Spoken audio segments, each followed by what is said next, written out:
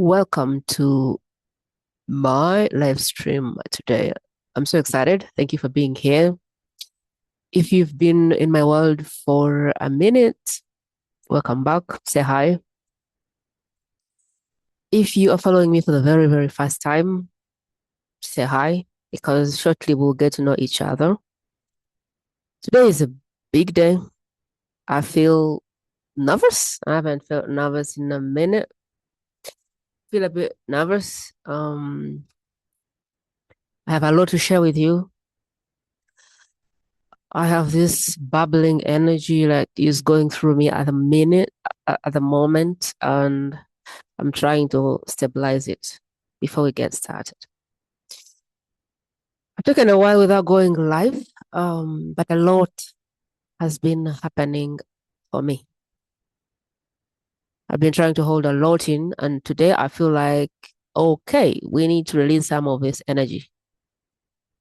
Have you ever had this feeling where you're holding in something, but you know that it needs to go out? It needs to get dissipated in the universe. It needs to get out of you into the universe. That's the feeling that I am coming to you with today. Something dropped this week. There's been a series of little volcanoes of things that have wanted to erupt and come out of me, but I feel like I've been holding it all. And you can hold things, but at some point, I think the volcano eruption happens and things demand to get out. Lately, I have found myself answering the question or getting pieces to a question I didn't even know I was asking, which is what have I been actually building for the last 6 years? I will need to build a little bit of context for this because it's been 6 years and you probably haven't had 6 years in my world. So let's build a little bit of context. I have been trying to find language for this since COVID. What I knew is it was something that is called to my existence on this planet. And I was trying to get to it day by day. It's like one piece was coming after another piece, and it's like these pieces were scattered on like a board, and I couldn't put them together. It was like a puzzle piece, a puzzle thing, a game of like a puzzle. And I feel like the pieces were dropping, but in all random order. I hope that anyone can hear me. Let me first check this microphone. Okay, cool. So what I felt was like I was receiving these pieces, but they were all coming in random order. One piece at a time, related pieces, but I wasn't quite sure what piece went where. But I knew that what I was building was the center of everything that makes me. I also knew that it was bigger than I could ever hold. I knew that I had to grow to hold it. I felt like a baby who was trying to hold something bigger than them. I feel like there was this anticipation for a very long time of something that was precious and delicate at the same time landing on my lap. So if I can put this in literally an expression, I feel like it's what an author feels the first time they hold their own book, or the first time they see it on a shelf, or the feeling of holding your baby for the first time. I can imagine that it's the same feeling, anticipation and knowing in your stomach of what it is. But again, another expectation of what actually it might be and the feeling you get when you hold this thing in your hands. I feel like it's different revelations, different experiences, and you don't know one until the other one happens. I think this is what happens for most people when something big is happening that it changes who they are and what responsibility they hold. Building my body of work has been like that. A lot of anticipation, a lot of bubbling energy, but everything came in one piece at a time. So I never quite saw the jigsaw at once, but I could tell the pieces were dropping on my lap and I had to put them together, is what I thought. I had to put these pieces together. And I had this anticipation, like, who do I have to become to actually put this puzzle together? I named it a lot of things from way back. I gave this a lot of wrapping, but it felt like moving across a ring road where you feel like you're headed to the same destination, but you can't work out what leads where. Like you can't work out what leads where, but you feel like you're rotating around something. You're rotating around gold. You feel like you're 3 feet from gold, literally. Like every day came and I was like, today's the day. Today's the day. Today's the day. And it's been 6 years. I called it business. I called it relationships. I called it identity. I called it mental fitness. I called it the Maverick. I called it Sage Builders. I called it Change Makers. I called it every name I could, but I still couldn't feel like this is the name of the thing that I am literally holding. I felt like I was pregnant for the work, if that's a good use of the language. This is 6 years in, and I'm just amazed at what can happen when you are able to just hold on and trust that the pieces are coming. It took me 6 years, maybe it will take you 10. Maybe for another person, it will take them 1 year. I don't know. But it took me 6 years to really hold this baby in my hands. Since 2020, I just knew that something was coming, but I had no words for it. My initial starting point then was simply show up, open my mouth, and see what comes out of my mouth. At the time I started this work, it was COVID. There was a lot of disruption in the world. There was a lot of fear. There was a lot of pain in the world. I lost my bricks and mortar business. But mentally, I was in a good place. I'd lost my business. I'd lost my income. My mother was very ill, but I was mentally in a very good place. I slept like a baby. I just trusted that, you know what? Maybe something good will come out of this. But people were scared to death in that time, I remember. I used to journal a lot. People used to call me a lot, and I used to talk to them through some experiences or emotions or whatever they were scared of. And I started to feel like I had something to share. I would look in my journal and I would see things and I'd be like, if people were to read this, they might feel better about themselves during this time. So I started noticing that a lot of people were struggling through the very things that I seemed to just not struggle with mentally. And that gave me the courage to start sharing some of the work in my journal. I would go to my journal and I would say, okay, I'm going to share this with the internet. I've always been the kind of person that tests a lot of things. Like I'm not afraid to test. I'm not afraid to go out there and put an idea. I'm not afraid to launch something. Like I've always been somebody who loves to test. What that also means is that I fail a lot because I test a lot. But that, in hindsight, has really given me a very specific relationship with fear, where I just look at it as a masterclass. I want to feel fast so I can just learn quickly and move on. And so it's really transformed the way I relate with failure. But also I have failed more times than I can track down. So what I did back then in 2020 is I showed up. I talked about things I was trying, like I was trying to bring my business on the internet. I had no idea how I would do that because I had been doing a fashion business offline.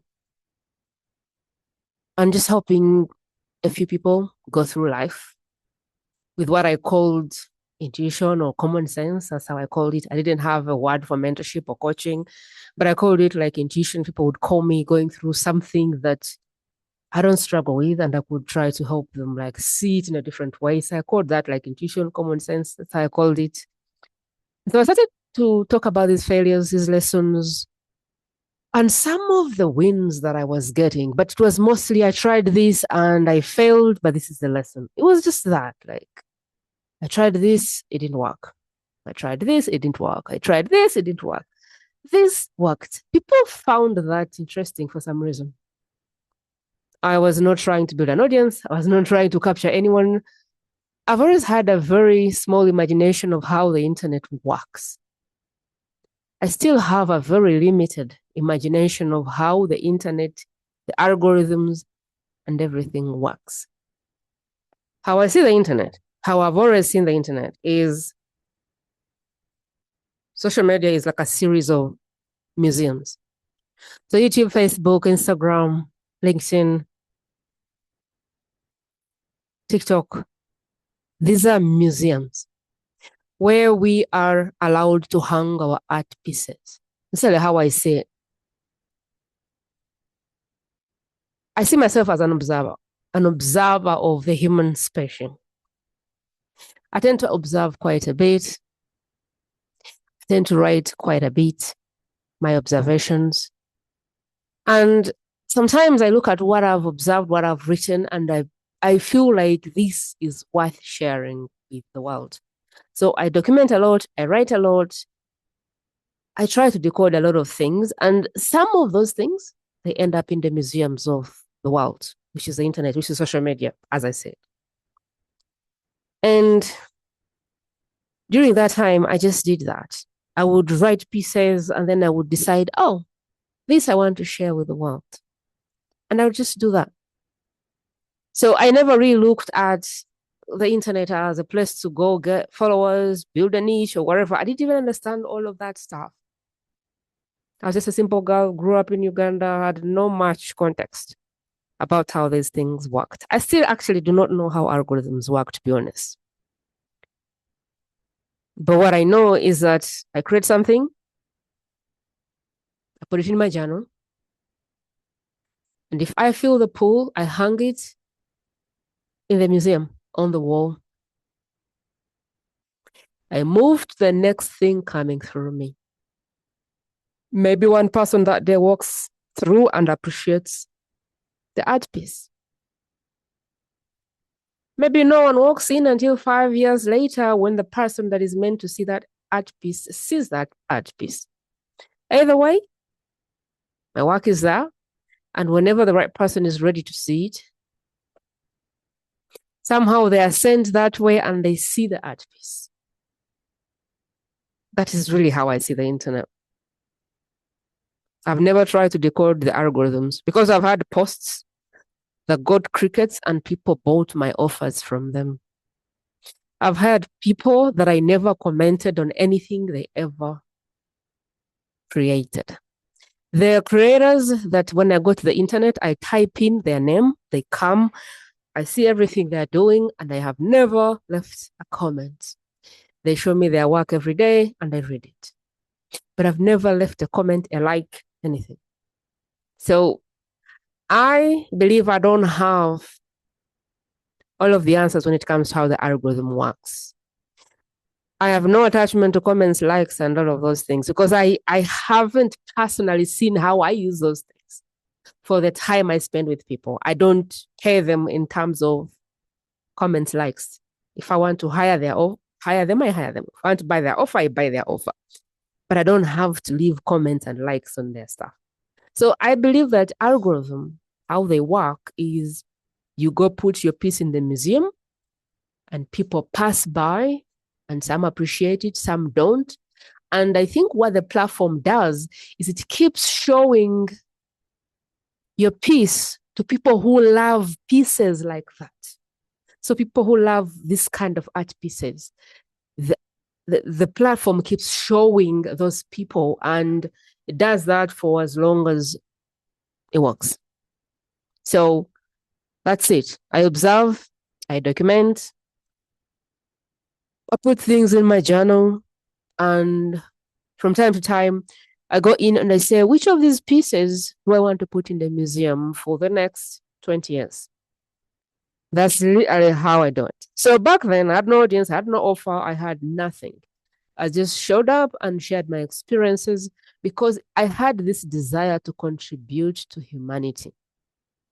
That was the drive. Like, I just wanted to contribute to humanity. And I knew that if I put my pieces in the museum, maybe one day somebody will read it and pick something.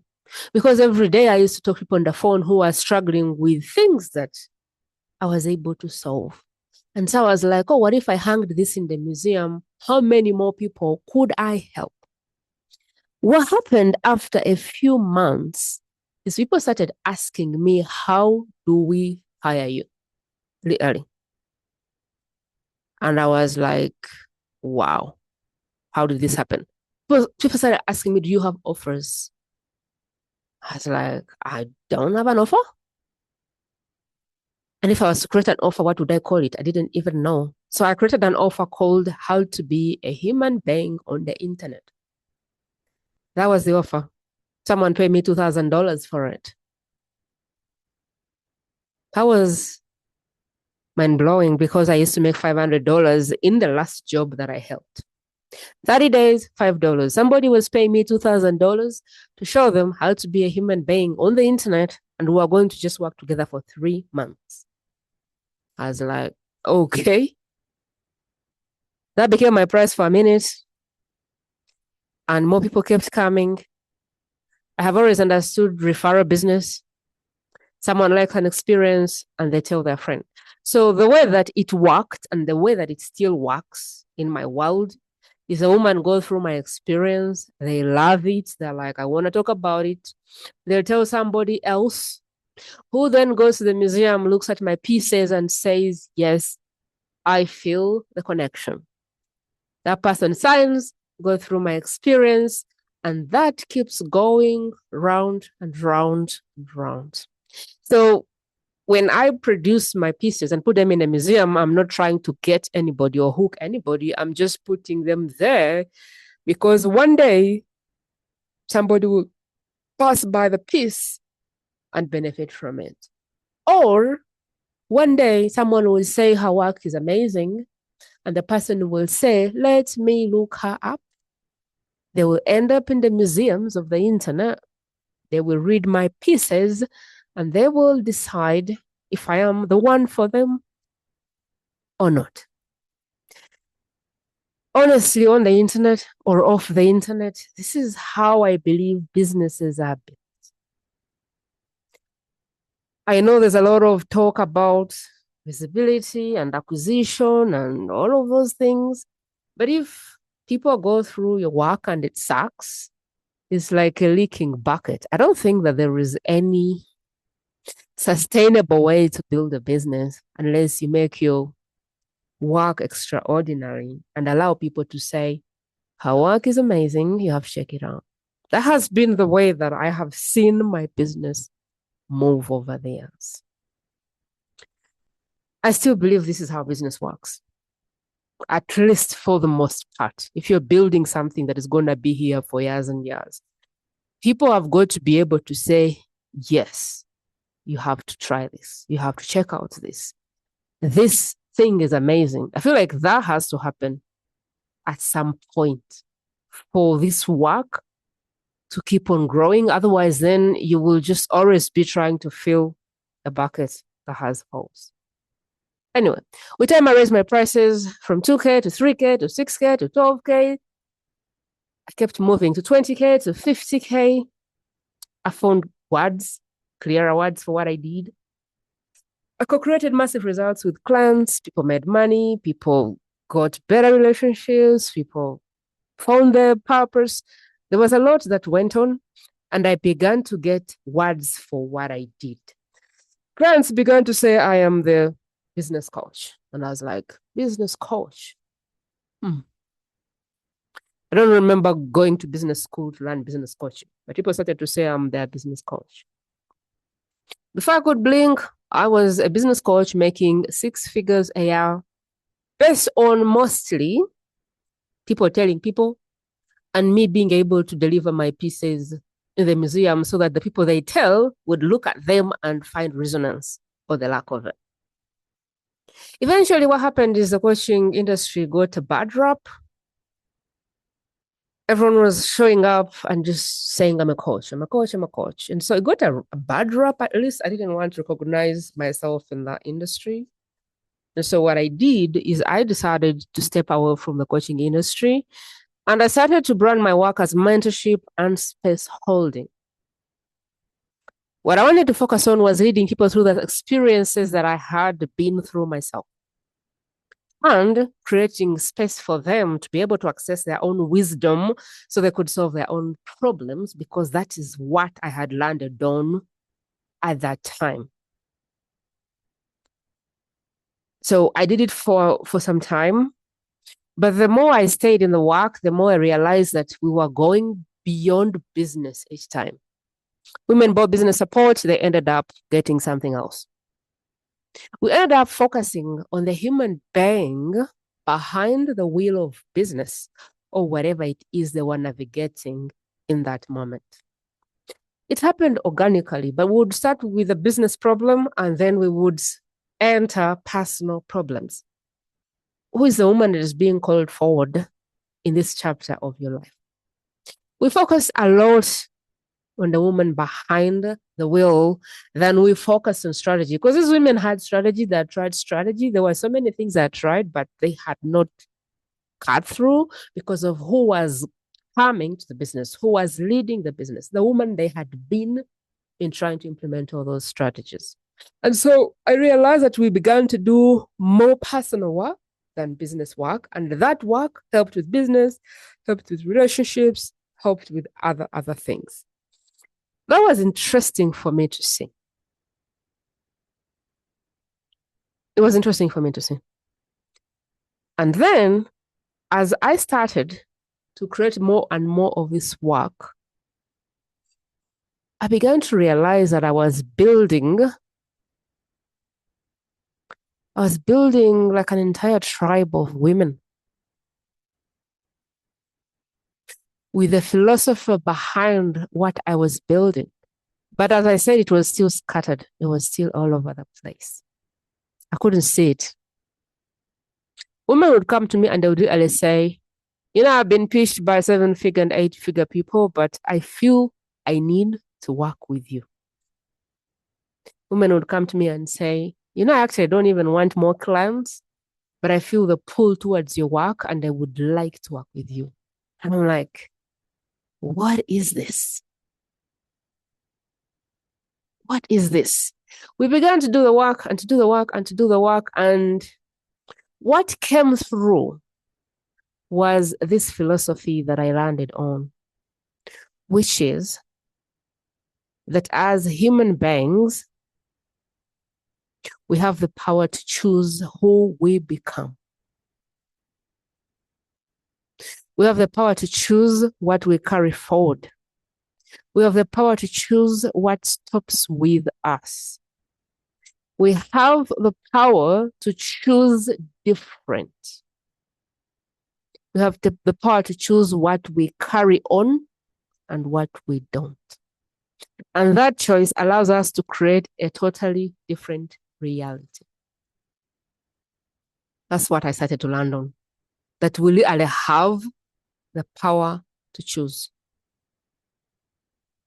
And then in 2025, something happened. I started attracting multi-dimensional creators. These are creators whose work spilled all over every area of life. The kind of women whose work didn't fit in a category or a box, or you couldn't just say, I am a coach for relationships, or I'm a coach for business, or I'm a coach for parenting, or I'm a coach for this. Their work spilled all over the dimensions of a human being. So the problem that was happening is that these women want to talk about relationships, they want to talk about purpose, they want to talk about identity, they want to talk about healing, they want to talk about confidence, they want to talk about everything that they could, because their work could actually help in every area. There was a ripple effect of their work in every area of the human being, which is the work we had been doing behind the scenes, but I never quite saw it. When you deal with the woman behind the wheel, that woman becomes a woman with, say, a different human operating system. And that woman now shows up differently in every area of life. So just doing work in one area escalates in every other area of her life. So women would come to me to build a business and they would say, oh my God, my relationship turned around. And I'm like, okay. They would come for one thing and then their whole life would start lifting. So the problem with these women who are coming to me is they had been with the big gurus and the big gurus were like, talk about one thing if you want to succeed. You have to find a niche.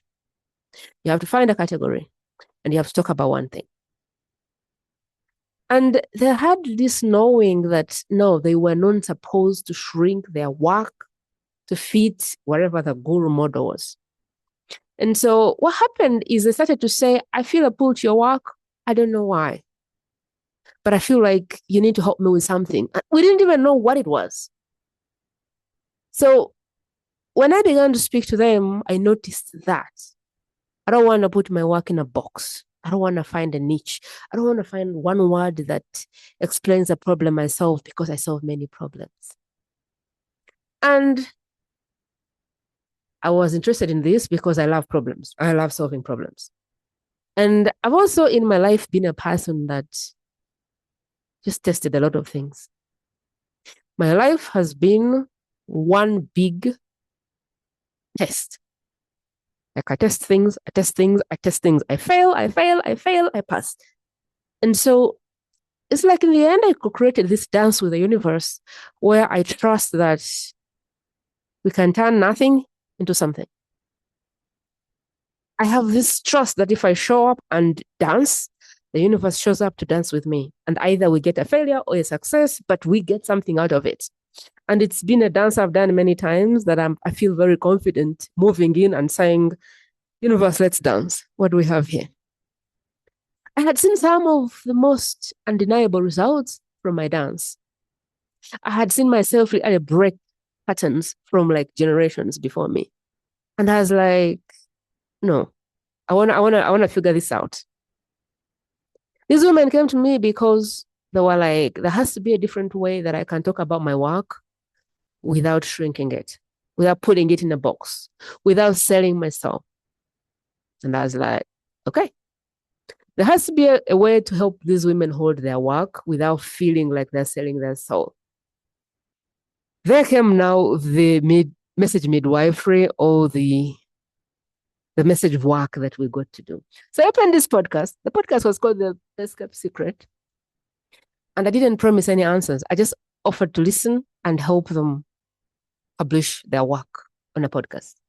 So I was like, I'm going to listen to you. I'm going to put down some things and I'm going to interview you in a way that helps you talk about everything that you do.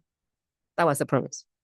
So I would meet these women for an hour. We would go through their work and then I would meet them again to record the episode.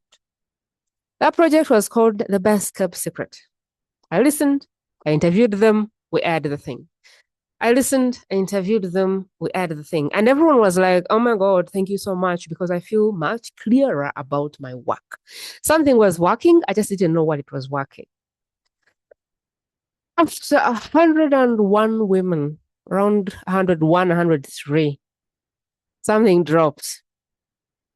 We called it the message code. It was a simple way to hold the bigness of work, the bigness of this work which women do, which changes the entire life of a person. Without shrinking it in a box, without trying to categorize yourself, without trying to niche yourself, we found a way to hold a multidimensional in a way that she could talk about her work and have people on the other side understand what she's saying. And that was really one of my biggest moments. I was so proud of this. But now that I look back at those interviews, because I interviewed over 300 women, when I look at those interviews, it was the work calling me forward. But I didn't see it then. I was like, oh, I think what I'm being called to do now is just interview these women and help them share their work. but it was a different calling. It was a calling to see the work that I was being initiated in to do, or the work that I was being called to do. It's like I wasn't listening, I wasn't seeing, but that's what was coming through. So I interviewed over 300 women, and I interviewed this lady. She's called Eileen, I think. Eileen. And she says, "Can I pull a card for you? I feel the pull to pull a card for you." And I'm like, "Oh, okay." I didn't understand anything about cards. But she's somebody that I had met in another mastermind. So I knew her quite a bit, and I was like, "Okay, let's do it." So she pulls this card and she says, you're hiding your genius behind these women that you're interviewing, and Spirit is calling you forward. Spirit is calling you forward with your work. You're not meant to be hiding behind the camera interviewing other women. You're meant to be in the front being interviewed about your life and how you got here and what kind of person, what it took to bring you to this point. I was like, I don't know what to do with that. I was having a blast interviewing people. I was seeing myself as like Lewis House, this kind of model where you interview people and that becomes the work. But I was like, what? So now I moved back to business. Step back in the front line. I took a minute to digest that. And I finally decided to step back and build a business. So now I open a community. I tell these women, come through, and I'm going to share everything I know about this message work. And hopefully together we can work together to stop being best kept secrets. So I started building this community. And even though I've done a lot of work through my journey, from really the point when I was 13, when my mom got a mental breakdown to this point, I had never seen myself as a teacher of the work. I'd always seen myself as a student of the work, somebody that was very good at observing myself. So I think the incident that happened for me at 13 forced me to zone out of my life and observe my life, observe my coping mechanisms, observe my defense mechanisms, observe how I process life. I think it gave me that. And so I had already seen myself as an observer of my own life who honored the invitations that were coming through to do the work. I had never seen myself as a teacher of it. So when I was interviewing all these people, I was like, yep, these are the experts. I am just a student. I'm just an observer. I was very comfortable in that back seat. Now I'm being called forward. And I don't want to admit that I'm being called forward to talk about the very work. Now I flip back to business. And the same thing happens. Literally, the same thing happens. Women come to me, they say, I need work in my business. 3 sessions later, we're working on their relationship. Women come through, 2 sessions later, we're working on the operating system. Women come through after a session or so, we're working on blocks. I was like, what is happening here? And I refused to talk about this work in my content. I kept talking about business. But it became very obvious for me in the back end that what I was doing really is work for the woman behind the business. And so I reached a point where I realized that the work was building me all along. The work was calling me forward. The work was revealing itself to me, and I wasn't picking it up. So when I look back now, I really wasn't building a business. I was just building women. I just didn't know it yet. But I was building this whole movement of women who really wanted to be what I want to call right now like the sovereign anchor, or like the sovereign like the sovereign pattern breaker is what I can think about. The woman who looks in the mirror and says, this ends with me. I'm not willing to carry that. I'm not willing to pass this forward. I started leaning more into that, the work of conscious inheritance, knowing that we inherit quite a bit. We inherit more than property. We inherit more than wealth. We inherit more than buildings. We inherit ways of being. We inherit beliefs. We inherit a lot of things, coping mechanisms. And it's very interesting how we don't question these things until one day they become the very limitation and we have to deal with them. But most people, they just go through life thinking that's my character. That's how the family is. So I started building this whole movement of women. And the core principle was that I choose to be the sovereign anchor in my life, in my marriage, in my parenting journey, in this world. I choose to be the anchor in this world. I choose to be the pattern breaker, the generational pattern breaker, the person who says, you know, that trail, it ends here. I choose to put a full stop to whatever the madness is. And it's been interesting since. Very interesting. Because women told me, and women told me, and women told me, and I was like, what? I didn't listen. But as more women told me, they would work with me and they would say, Prima, you're not a business coach, you're beyond a business coach. Women would tell me that what I feel I got with you is beyond business stuff. So stop underselling yourself. I remember there was this woman who hired me for business and she was having issues in her marriage. She was considering a divorce. We had a conversation, one conversation, and something shifted for her.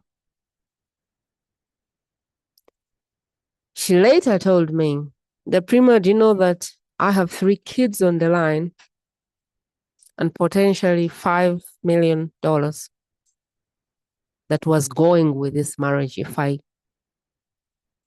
actually did the divorce. Do you know that this 1 hour together has given me a shift in perspective that avoids the turmoil and saves me $5 million? I was like, okay. She said something else. She said, you know, I think you're massively undercharging people. And to be honest, if my friend hadn't told me about you, your pricing would have not given me the confidence to sign with you. So I was underpriced, underpositioned, and I was sending the wrong signal to the right person. I looked at my life, I looked at the things I had done, and something clicked. I talked about business, I talked about relationships, I talked about identity, I talked about resilience, I talked about this whole mental fitness thing, but I never come to the front and owned it. I used to talk about it in the back. In the front, I used to sell business. But now I realize they were all just those. They were just pieces of the same thing. Then I started to find words for it. And I landed on the conscious inheritance piece. I landed on the generational pattern breaker piece. Language started dropping for me. Day by day, minute by minute, language started dropping. But as the work started to drop about conscious inheritance, about the power to choose, about the woman that we are, about the woman that is being called forward,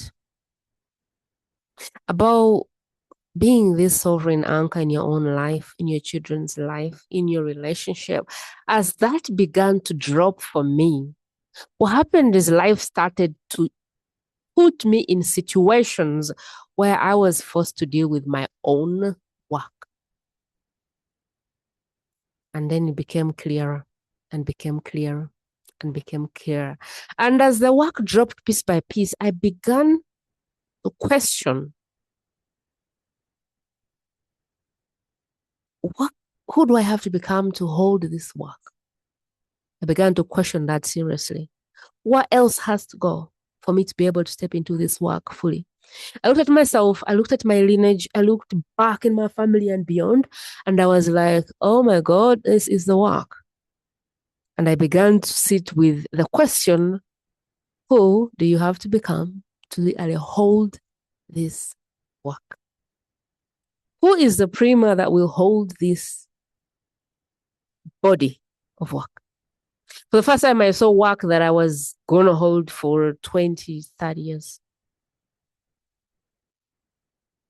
I know this work is calling forward a completely different version of me. I know for sure. It's creating a lot of bubbles inside my chest out of anticipation, a lot of expectancy, I see the journey ahead and I'm like, who needs to step into this? I don't even know who this woman is going to be in a few years. But I know that she's already becoming that woman day by day, day by day. It's a feeling of like holding a baby for the very first time. That feeling of holding your book as a first time author. That's the feeling I have right now. Holding this little baby and thinking, who do I have to become over the next 20 years to help this baby become the best human being that it can be? So what I will do is over the next weeks, over the next days, I will show up and keep sharing pieces of this work as it unfolds for me. Maybe a post, it may be a story, it may be a video.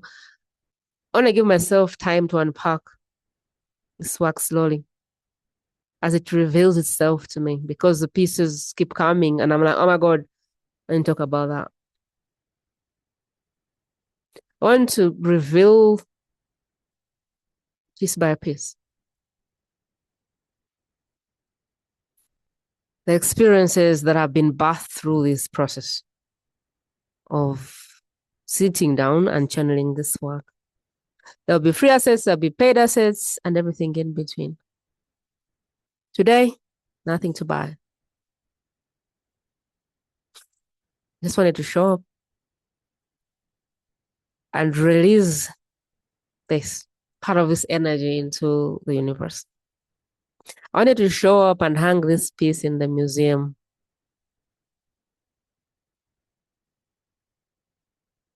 And I think we've achieved that. I don't know where I heard this. There are two most important days in anyone's life: the day you're born and the day you find out why. So I think there was a day I was born, and then there is this day, which brings a lot of clarity to why. Why were you put on this planet? Why did God decide that you needed to exist? Why did you choose your parents? And why, of all the opportunities that there were to create somebody, were you the one that came through? This day marks a very important day, a very special day in the making of my history, of my life. I can feel it in every bone of my body. It's a very special day. One that I'll put on the calendar and one that I know I will look forward to and celebrate. So I wanted something put up in the museum where I can go and kind of refer this work later as we grow. This day will mean so much to me in 20 years, in 40 years. If you've been following my work through the years, you've seen my pivots, you've seen my becoming, you've seen my ups and downs and everything in between. You've seen me unfold because I've built this in public. I've literally done this in public. The failures, the trials, all the lessons. I've done it in public. I have no idea where this body of work will take us over the next 4 decades. I have no idea. No idea. But I know with every fiber of my being that this is just the beginning. Thank you for being here. Thank you for spending your valuable time with me. And thank you for the light you are in this world. I believe in you. I send you my love. And I'll talk to you soon. Have a beautiful day.